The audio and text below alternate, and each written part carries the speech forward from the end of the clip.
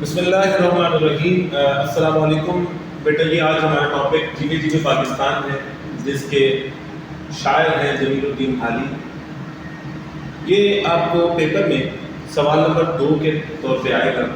اس میں سوال نمبر 2 یعنی سوال نمبر 2 سے مراد یہ ہے، سوال نمبر 2 میں 2 اس کے جز ہوں گے۔ ایک جز میں بتایا جائے گا کہ 5 اشعار دیے جائیں گے نظم کے، جس میں سے آپ نے 3 اشعار اٹیمپٹ کرنے ہیں۔ اسی طرح غزل کے 3 اشعار دیے جائیں گے، آپ نے 2 اٹیمپٹ کرنے ہیں۔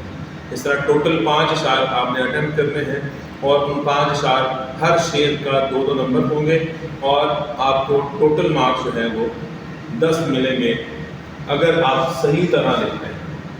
اس کے شاعری کے ٹوٹل مارکس جو ہے وہ 10 ہیں، حصہ غزل اور حصہ نظم کے۔ اسی طرح شاعر جمیل الدین حالی ہے۔ نظم کا عنوان آپ نے سارا پیٹرن آپ کو لکھ دیا ہے۔ پہلے سب سے پہلے شعر لکھیے اگر آپ کی رائٹنگ اسپیڈ اچھی ہے، اور اگر رائٹنگ اسپیڈ اچھی نہیں ہے تو شعر نہ لکھیں۔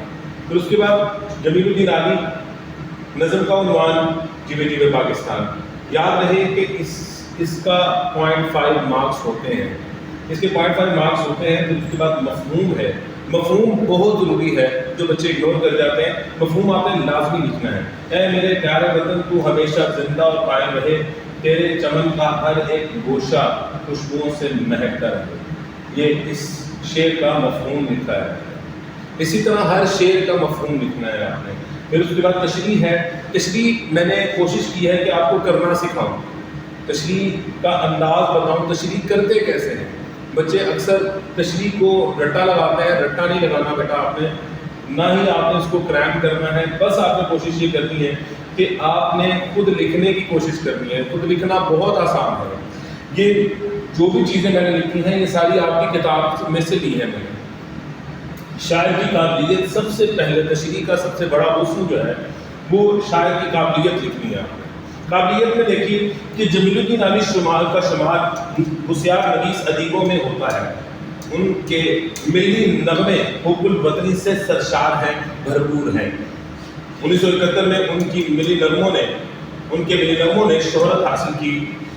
یہ آپ نے شاعر کی قابلیت بتا دی ہے، اور یہ آپ کے جو نظم ہے اس کے پیچھے جو شاعر کا تعارف دیا گیا ہے اس میں یہ لائن ہے، ان میں سے یہ لائن میں نے لی ہے۔ پھر اس کے بعد دیکھیے فنی محاسن۔ فن سے ہے۔ فن کا مطلب ہوتا ہے مہارت، محاسن یعنی حسن۔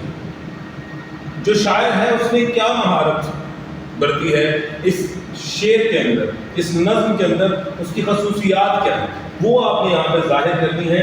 اس شاعر کے قابلیت کے بعد آپ نے فوراً جو ہے وہ فنی محاسن تحریر کرنا شروع کر دینے۔ جمیل الدین حالی نے وطن کو ایک باغ سے تشبیہ دی ہے۔ اب یہاں پہ دیکھیں سرائے بدائے میں تشبیہ آ گیا۔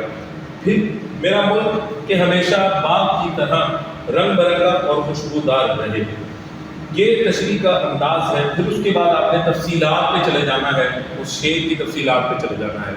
تو یہ بیٹا انداز ہے تشریح کا، اور یہ پیٹرن ہے مکمل۔ ایک پیج پہ، ہر پیج پہ ایک شعر کی تشریح آنی چاہیے۔ مراد یہ ہے کہ اگر آپ نے 5 اشعار اٹیمپٹ کرنے ہیں تو 5 پیجز آپ کے فل ہونے چاہیے، پھر جا کے آپ کو جو ہے وہ مکمل مارکس دیے جائیں گے۔ اور آخر میں جو بات ہے وہ یہاں پہ آپ نے لازمی آخر میں حوالہ شعر لازمی لکھنا ہے۔